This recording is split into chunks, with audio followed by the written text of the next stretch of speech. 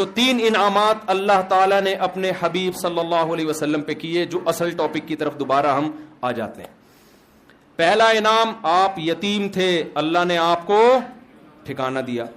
دوسرا انعام, آپ علم نہیں تھا آپ کے پاس حلال و حرام کا, اللہ نے آپ کو شریعت کا علم دیا. تیسرا, آپ غریب تھے, اللہ نے آپ کو غنی کر دیا. یہاں بھی ایک ٹیکنیکل پوائنٹ, پھر قیام تام کی طرف چلتے ہیں تو ذرا علمی باتیں ہیں نا بیچ میں آ جائیں. دیکھو, غنی کیا ہے اللہ نے. غنی کا مطلب کیا ہوتا ہے؟ ایسا انتظام کر دینا کہ آپ دوسروں کے محتاج نہ رہیں. آج ہمارے یہاں فقیروں کو بھیک دے دے کے اور بگاڑ دیتے ہیں. فقیروں کو بھیک دے دے کے, آپ تحقیق کرو کسی فقیر کے بارے میں, مستحق ہے نا, اس کو اسٹیبل کر دو. اور اگر آپ کو یہ اندازہ ہو جائے یہ کمبخت اسٹیبل ہونا ہی نہیں چاہتا ہے, اس کو لت پڑ گئی ہے, پھر مت دو اس کو. میرا بہت تجربہ ہوا ہے, کوئی نوجوان آیا بھیک مانگ رہا ہے, میں نے کہا کوئی بات نہیں, آپ کو کتنے پیسے چاہیے؟ جی 500 روپے چاہیے. میں نے کہا ہماری مسجد میں فرنٹ ایریا ذرا خراب ہوا ہے, اس کو تھوڑا صفائی کر دو, میں آپ کو 500 روپے دے دوں گا. ایسا غائب ہوا مارکیٹ سے شارٹ. اس کا مطلب یہ پروفیشنل بھکاری ہے, اس کو آپ 500 روپے دے کے غنی کر دو گے. اور زیادہ غنی کی ڈیفینیشن سمجھ میں آئی؟ مالدار ہونا نہیں ہے, غنی مستغنی سے نکلا ہے, بے پرواہ, کسی کی ضرورت نہیں ہے. ہمارے نبی غنی کرتے تھے لوگوں کو اور غنی بننے کی ترغیب دیتے تھے. مشہور واقعہ ہے نا, ایک شخص بھیک مانگنے کے لیے آیا, آپ صلی اللہ علیہ وسلم نے اس کو حکم دیا کہ گھر میں جو کچھ ہے لے کر آؤ. وہ برتن لے کر آیا, اس کو آپ نے بیچا, نیلام کیا, کلہڑا دیا, کہا جنگلوں سے لکڑیاں کاٹ کے لاؤ, بیچو. وہ لائے, 1 درہم کے 2 درہم, 2 کے 4 درہم ہو گئے. تو یہ نبی نے ان کو بھیک نہیں دی بلکہ ان کو کیا کر دیا؟ غنی کر دیا آپ صلی اللہ علیہ وسلم. تو معاشرے میں ایسے لوگوں کو تلاش کیا کریں جو اسٹیبل نہیں ہیں, اور ان کو پراپر غنی کرنے کی کوشش کریں. بھیک دے دے کے نوجوانوں کو بگاڑیں مت. وہ سٹے لگا, جب محنت کر کے پیسہ کمائے گا تو سٹوں پہ ضائع نہیں کرے گا, گٹکوں پہ ضائع نہیں کرے گا وہ. تو میں یہ عرض کر رہا تھا, اللہ نے اپنے حبیب صلی اللہ علیہ وسلم پہ 3 انعامات بتائے. یتیم تھے, ٹھکانہ دیا. غریب تھے, غنی کر دیا. اور علم نہیں تھا, اللہ نے آپ کو کیا دیا؟ علم. اللہ نے یہ 3 بڑے بڑے انعامات بیان کر کے اللہ نے نبی صلی اللہ علیہ وسلم کو حکم دیا کہ ان تینوں انعامات کا آپ شکر ادا کریں. ان تینوں انعامات کا آپ کیا کریں؟ شکر ادا. کیسے؟ ہم جب شکر ادا کرنا چاہتے ہیں ہم کیا کہتے ہیں؟ اللہ تیرا شکر. ہم سمجھتے ہیں شکر ادا ہو گیا. اللہ ہم پر کوئی انعام کرے ہم کہتے ہیں اللہ کا بڑا فضل ہے. ہم سمجھتے ہیں اس کا شکر ادا بولو ہو گیا. آواز تو سب کو صحیح آ رہی ہے نا؟ اتنا کافی نہیں ہے. یہ بھی ضروری ہے کہ منہ سے بول دیں کہ اللہ کا شکر ہے, لیکن اتنا کافی نہیں. اگر اتنا کافی ہوتا تو اللہ اپنے حبیب پر 3 انعام کر کے کہتا کہ اے نبی آپ شکر ادا کر دیں. زبان سے کیا کہہ دیں؟ الحمدللہ. نا نا نا. قرآن نے کہا آپ یتیم تھے, ہم نے آپ کو کی کفالت کا انتظام کیا, لہذا فَأَمَّا الْيَتِيمَ فَلَا تَقْهَرْ. اب کسی یتیم کو آپ کو دھکے دینے کی اجازت نہیں ہے, آپ کو یتیموں کی کفالت کرنی پڑے گی. سمجھ میں آ رہی ہے کہ نہیں آ رہی ہے؟ نعمت کا شکر یہ ہے کہ جو اللہ نے آپ پر انعام کیا وہی انعام آپ آگے پارسل کر دو. سمجھ رہے ہو؟ اس کی قدر کرو کہ میں یتیم تھا, اللہ انتظام نہ کرتا تو میرا کیا حال ہوتا. لہذا معاشرے میں اگر میرے رشتہ داروں میں کوئی یتیم ہوتا ہے تو میں نے بھی اس کے ساتھ احسان کرنا ہے. دوسرا, اللہ نے آپ کو شریعت سے بے خبر پایا, باخبر کر دیا, اس کا حکم دیا اما بنعمت ربک فحدث. رب نے جو آپ پر نعمتیں کی ہیں, علم کی نعمت خاص طور پر, اس کو آگے آپ نے بیان کرنا ہے. جو علم اللہ نے آپ کو دیا ہے اسے لوگوں میں تقسیم کرنا ہے. علم کی نعمت کیا ہے کہ اس میں بخل نہ کرے انسان, چاہے وہ دین کا علم ہو یا دنیا کا علم ہو. آج کسی سے اس کے بارے میں اس کے پاس کوئی نالج ہو, آپ لینے کے لیے چلے جائیں, بعض لوگ سخی ہوتے ہیں, بعض گھنٹہ لگا دو گے وہ آپ کو نالج نہیں دیں گے. اس کو یہ ڈر ہوتا ہے کہ یہ بھی نہ سیکھ جائے کہیں. تیسرا انعام اللہ نے کیا کیا؟ آپ مسکین تھے، غریب تھے، اللہ نے غنی کر دیا. لہذا وَأَمَّا السَّائِلَ فَلَا تَنْهَرْ، کوئی مانگنے کے لیے آئے تو اس کو دھتکارنا نہیں ہے. اس سے ہمیں کیا پتہ چلتا ہے بھائی اس آیت سے؟ کہ اللہ ہم سے یہ چاہتے ہیں کہ جس نوعیت کا اللہ نے ہم پر احسان کیا، ہم اسی نوعیت کا احسان مخلوق پہ کرنا شروع کر دیں. سمجھ میں آ رہی ہے بات کہ نہیں آ رہی ہے؟ جس نوعیت کا اللہ نے احسان کیا.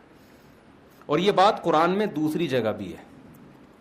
قارون کے بارے میں موسیٰ علیہ السلام نے قارون سے کہا احسن کما احسن اللہ الیک، تجھے اللہ نے بے تحاشا دولت دی ہے، اتنی دولت کہ لتنوء بالعصبۃ اولی القوہ، ایک بہت بڑی جماعت اونٹوں پہ چابیاں لے کے چلا کرتی تھی خزانوں کی، اتنی زیادہ دولت دی ہے.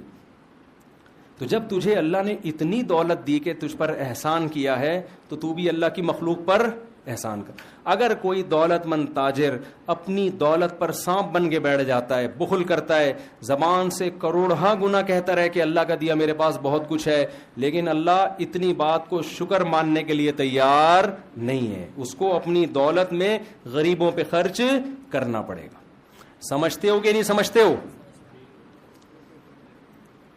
تو میں اور آپ اللہ کے احسانات کے سمندر میں ڈوبے ہوئے ہیں. ہمیں دیکھنا ہے دائیں بائیں. سب سے بڑی نعمت جو ہمیں ملی ہے وہ توحید کی نعمت ملی. اللہ نے ہمیں مسلم گھرانے میں پیدا کیا. اس کا تقاضا یہ ہے کہ جو غیر مسلم ہیں ہم ان کو مسلم بنانے کی کوشش کریں. کذالک کنتم من قبل، اللہ نے صحابہ سے کیا فرمایا؟ جنگ میں صحابی رسول نے، ایک شخص آیا نا لڑنے کے لیے، تو جب وہ تلوار کی زد میں آیا تو اس نے فوراً کلمہ پڑھ لیا، تو صحابی رسول نے اس کو قتل کر دیا کہ یہ تو موت کے ڈر سے کلمہ پڑھ رہا ہے. ہمارے نبی کو علم ہوا، آپ صلی اللہ علیہ وسلم اتنا غضبناک ہوئے، فرمایا ہلا شققت قلبا، تم نے اس کے دل کو چیر کے کیوں نہیں دیکھا؟ تم کیسے کہہ رہے ہو کہ تلوار کے ڈر سے کلمہ پڑھا ہے؟ اس پہ قرآن کی آیت نازل ہوئی کذالک کنتم من قبل، اے ایمان والو تم بھی تو پہلے کافر تھے، اللہ نے اپنے فضل سے تمہیں کیا کیا؟ مسلمان بنا دیا. اب تم کسی کافر جو مسلمان ہو رہا ہے اس کے ساتھ ایسا سلوک کیوں کر رہے ہو؟ کیوں ایسا سلوک کر رہے ہو؟ تو اللہ نے آپ کو اسلام کی نعمت دی. اس نعمت کا تقاضا کیا ہے؟ اس اسلام کو دنیا میں پھیلانے کی کوشش کی جائے. اللہ نے آپ کو داڑھی رکھنے کی توفیق دی. اس نعمت کا تقاضا کیا ہے؟ کہ دوسروں کو بھی ہدایت کی کوشش کی جائے. اللہ نے آپ کو مال دیا. اس نعمت کا تقاضا یہ ہے کہ اس مال کو لوگوں میں خرچ کے دوسروں کو بھی مالدار بنانے کی کوشش کی جائے. اللہ نے آپ کو کوئی خاص علم دیا، ہنر دیا، اس کو اپنے پاس رکھ کے مت بیٹھو، اس علم کو لوگوں میں ڈیوائڈ کرنے کی کوشش کرو. بخیل اور کنجوس آدمی کیا کرتا ہے؟ وہ کہتا ہے اگر میں نے لوگوں کو بتانا شروع کر دیا تو میرے پاس ہجوم کم ہو جائے گا. حقیقت میں ایسا ہوتا نہیں ہے. دنیا میں جس کو اللہ نے نعمت دی اس نے ڈیوائڈ کیا ہے نا، تو اس کے پاس اس نعمت کے خزانے بڑھنا شروع ہو جاتے ہیں اور آتے ہیں اس کے پاس خزانے. تو یہ 3 نعمتیں اللہ تعالیٰ نے بیان کی ہیں اور 3 نعمتوں کا شکر بیان کیا. تو ان 3 نعمتوں ہمیں تو ہزاروں اس کے علاوہ بھی ہیں، تو 3 کو تو ہائی لائٹ کیا جا رہا ہے. تو آج سے اس بات کا عزم کریں، محاسبہ کریں، بیٹھیں دیکھیں کون کون سے انعامات. ہم جو مصیبتیں ان کو تو سوچ رہے ہوتے ہیں، جو انعامات ہیں ان کو نہیں سوچتے. حضرت مولانا اشرف علی تھانوی رحمہ اللہ تعالیٰ کو ڈاکٹر عبدالحی صاحب رحمۃ اللہ تھے غالباً، انہوں نے خط لکھا اپنے شیخ کو نا، پیر و مرشد کو. خط کیا لکھا کہ حضرت یہ پریشانی ہے، یہ ڈاکٹر عبدالحی صاحب کا واقعہ ہے نا، پریشانی ہے، یہ پریشانی ہے، یہ پریشانی، آپ دعا فرمائیں دعا فرمائیں، یہ پریشانی یہ پریشانی. تو انہوں نے نیچے لکھا کہ بہت افسوس کی بات ہے کہ ساری پریشانیاں ذکر کر دیں، اللہ کی نعمتوں کا تذکرہ نہیں کیا. پہلے زمانے میں نا جو آپ کو اس طرح آپ کی اصلاح کرے اس کو پیر و مرشد کہا جاتا تھا. آج کل پیر و مرشد کا مفہوم ہی چینج ہو گیا ہے. آج کل پیر و مرشد کا مفہوم یہ ہے کہ ہمیں بخشوا دے گا اور پتہ نہیں یہ روحانی ٹوپی ڈرامے کرے گا، جن چڑیل بھوت بگائے گا، اور الٹی سیدھی حرکتیں جو کر رہا ہو اس کو لوگ پیر و مرشد کہتے ہیں. تو سارا دن آپ بیٹھ کے تھوڑی دیر سوچیں گے نا, آپ کو لگے گا کہ اللہ کے آپ پر بے پناہ احسانات. میں اسلام آباد میں تھا, وہاں ایک شخص کے بارے میں پتا چلا, کروڑ پتی آدمی ہے, بہت بڑا بنگلہ اس کا. ہمارے ایک دوست کی اس سے سلام دعا تھی, اس کی بینائی چلی گئی اور اس نے بہت کوشش کی, وہ بینائی واپس نہیں آئی. ایک دن وہ کہنے لگا اپنے اس دوست سے نا کہ ایک ٹھیلے والا بھٹے نہیں بیچ رہے ہوتے, جو بھٹا بیچ رہے ہوتے, تو اپنے دوست سے کہنے لگا, اس دوست نے مجھے بتایا کہ یار اگر یہ بھٹے والا میری ساری دولت بھی, اسلام آباد کا بنگلہ, میرا بزنس لے لے, یہ بھٹے کی ریڑھی مجھے دے دے اور آنکھیں دے دے, تو میں اس پہ تیار ہوں. اتنی بڑی نعمتیں ہیں جو اللہ نے مجھے اور آپ کو عطا کی ہوئی ہیں, اتنی بڑی بڑی نعمتیں. ہم پریشان کیوں ہوتے ہیں؟ ایک دن ایک صاحب میرے پاس آئے اور اپنی پریشانیاں گنوانے لگے نا, یہ پریشانی, یہ پریشانی, یہ پریشانی, یہ پریشانی, یہ ٹینشن, یہ ٹینشن, یہ ٹینشن. میں نے اس کو کہا, میں نے کہا یار جو ٹینشنیں آپ بیان کر رہے ہو نا, جس سے آپ موٹیویشن لینے کے لیے آئے ہو, اس کے پاس یہ والی ٹینشن اس سے ڈبل ہے. سمجھ میں آ رہی ہے بات؟ اس کے پاس یہ والی ٹینشنیں کیا ہیں؟ اس سے ڈبل ہیں. تو میں آپ کی ٹینشنیں کیسے ختم کر دوں؟ میں نے کہا آپ کے ساتھ مسئلہ ٹینشنوں کا نہیں ہے, آپ کے ساتھ مسئلہ یہ ہے کہ آپ نے اس دنیا کو مسافر خانہ نہیں سمجھا. جو نعمتیں ہیں وہ دیکھ نہیں رہے, جو چیزیں نہیں ہیں ان کو ٹینشن سمجھ رہے ہو. اور دنیا میں کوئی آدمی ایسا ہے کہ اس کی ساری خواہشات پوری ہو جائیں؟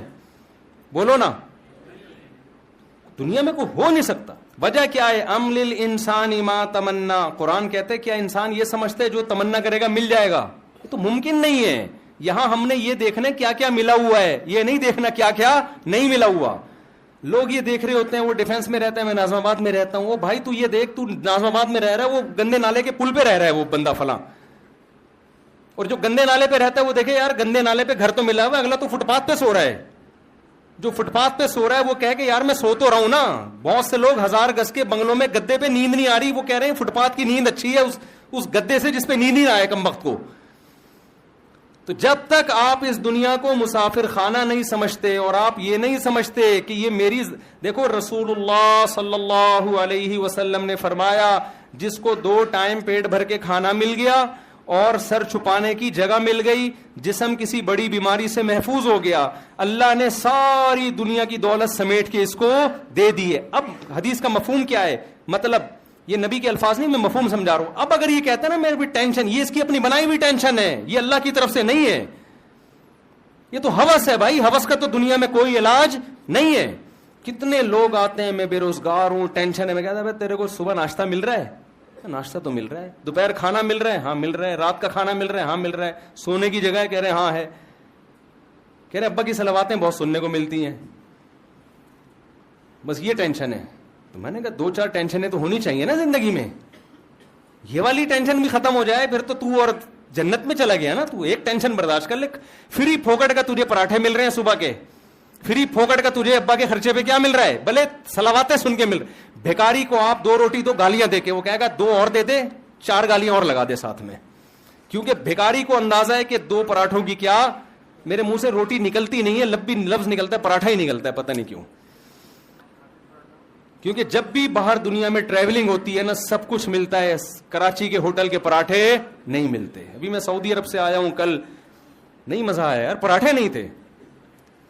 تو اس لیے میرے منہ سے روٹی کا لفظ نکلتا ہی نہیں ہے. تو بھیکاری کو آپ جس کے پاس کچھ بھی نہیں ہے, آپ اس کو موٹی موٹی گالیاں دے کے 2 پراٹھے پکڑا دو, غصہ کرے گا وہ؟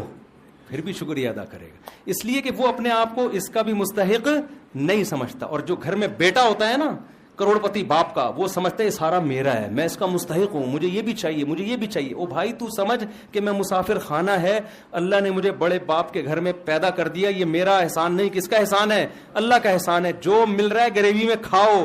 اس پہ اگر ابا صلواتیں سنا کے, ابا پھر بھی مجھے اپنا بیٹا ہی سمجھ رہا ہے, کوئی بات نہیں ابا 2 گالیاں اور, لیکن رات کو گھر سے نہیں نکالنا مجھے. آپ سمجھ رہے ہیں نا, سنا کرو ابا کی گالیاں, اس پہ ثواب ملتا ہے, خدا کی قسم برداشت پہ ثواب ملتا ہے. باپ کی پیشانی پر محبت سے دیکھنے پر حج عمرے کا ثواب ملتا ہے. تو ایسے ہی تھوڑی مل جاتا ہے یہ.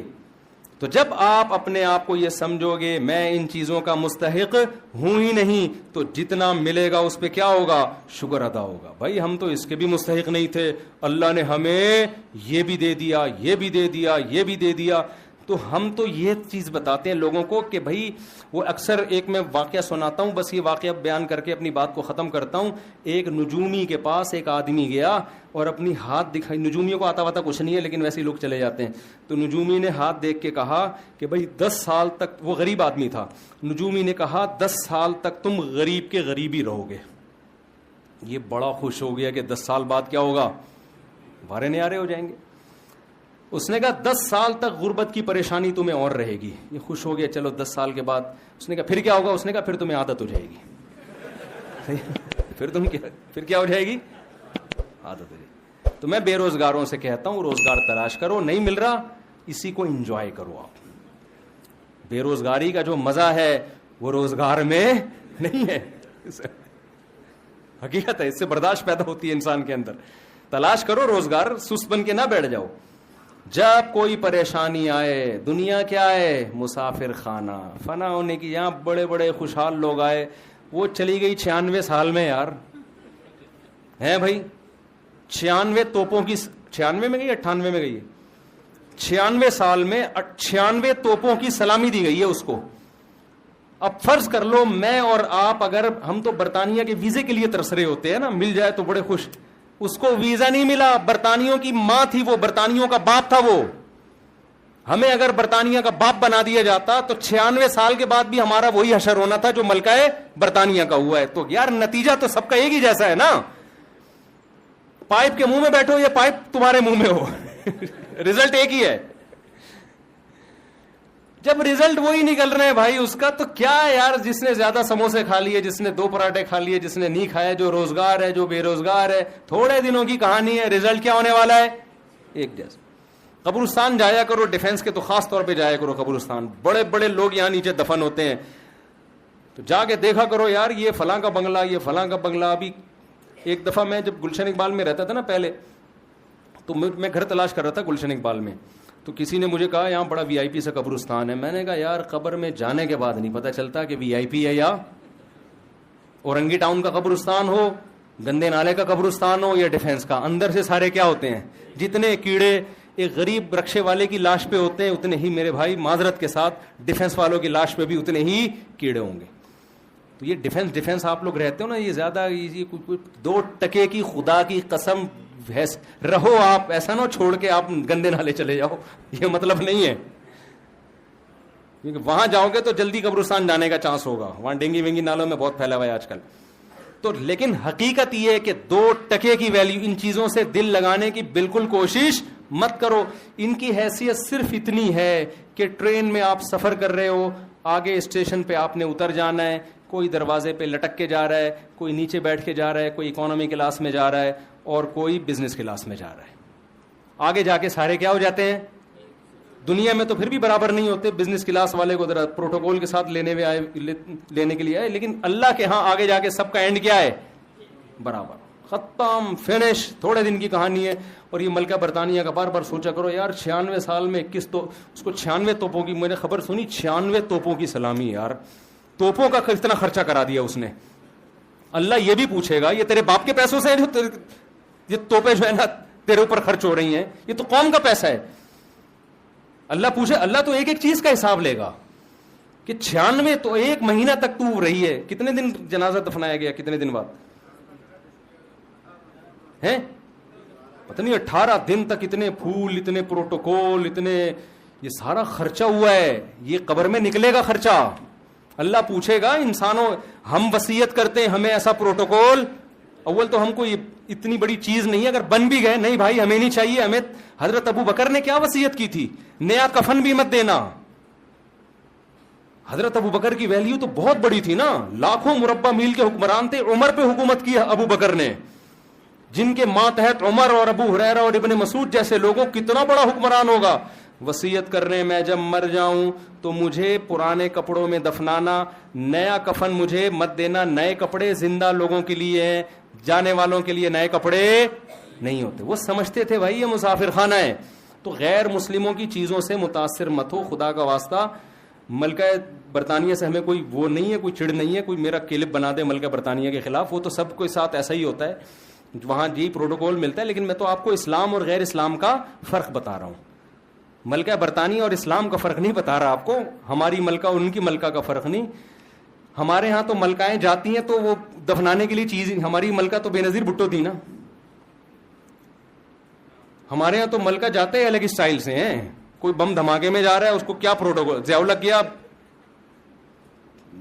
وہ بوٹی بیچارے کی وہ شہادت کے بعد کچھ 2-4 چیزیں ملی ہیں, تو ہم تو ویسے ایسا پروٹوکول دے ہی نہیں سکتے. ہمارے یہاں نیچرل طریقے سے نہیں جاتے لوگ, ٹھیک ہے نا. ہمارے یہاں نیچرل سسٹم ہی نہیں ہے بڑے لوگوں کے جانے کا دنیا سے. ہمارے یہاں کوئی دھماکہ ہوتا ہے وہ چلے گئے جی, اخبار میں آ گئے جی انتقال ہو گیا, کیسے ہوا یہ زیادہ ڈیٹیل میں جاتے ہی نہیں ہماری قوم. تو دنیا کو مسافر خانہ جب انسان سمجھتا ہے تو مال کی محبت اس میں کم ہوتی ہے. پھر اللہ کے شکر کرنے کا پھر شکر کرنے کا جذبہ پیدا ہوتا ہے. مجھے اللہ نے یہ بھی دیا, مجھے اللہ نے یہ بھی دیا, مجھے اللہ نے یہ بھی دیا, تو پھر خرچ کرے گا نا. پھر نبی پر اللہ نے احسانات گنوائے تو نبی نے بھی اس کا شکر ادا کیا, تو اللہ ہم پر بھی احسانات گنواتا ہے. اور اگر ہم یہی بیٹھے رہے ہم پر احسانات کیا ہے, میرے لیے تو یہ ٹینشن ہے, میرے لیے تو یہ ٹینشن ہے, تو شکر کے خاک ادا کرے گا بھائی.